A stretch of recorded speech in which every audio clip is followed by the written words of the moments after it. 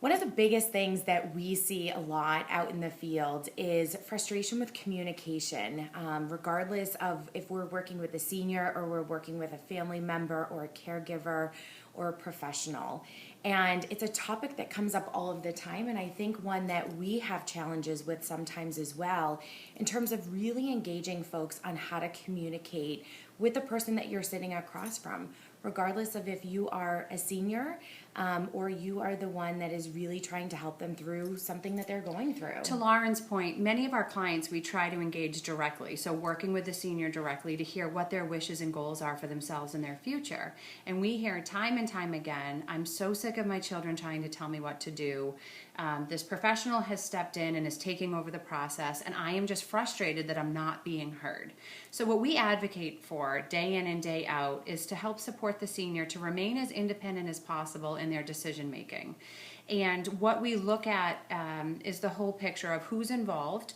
If there's an adult child that seems to be the one causing the anxiety for the senior, we ask the family to please allow us to engage with the senior directly to implore them to be their own decision maker.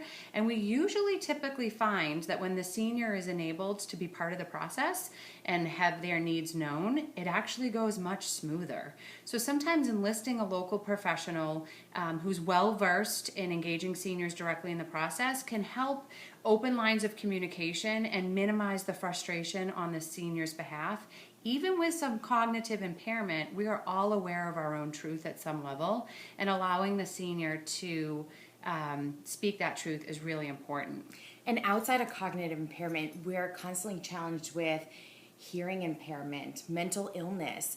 How do we adapt ourselves to the environment or the person that we're sitting in front of? Being aware of those health issues, that hearing loss, asking that individual that you're talking to, where should I sit? It's as easy as asking a simple question like that to be able to sit on their better side so that they can hear and understand and you can communicate with them really well.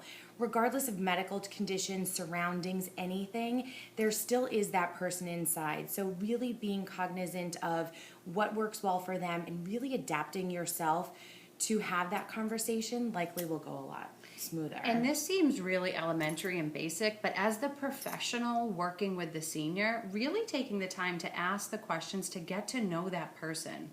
I think we live in a society that looks at the medical side of aging and what the clinical or care needs may be of the senior, but that's really the least relevant when creating a long-term plan for someone.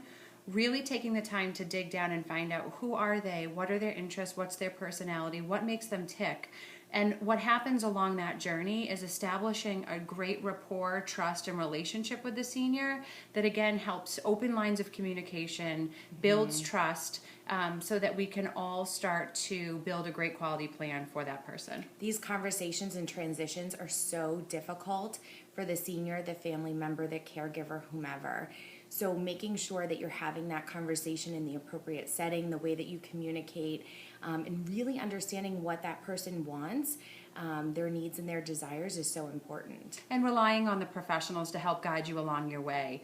This is maybe totally new to you. You may never have had to deal with a senior or loved one in crisis before, but this is what we do all day, every day, and we're here to help and support, and so are other professionals right in your backyard.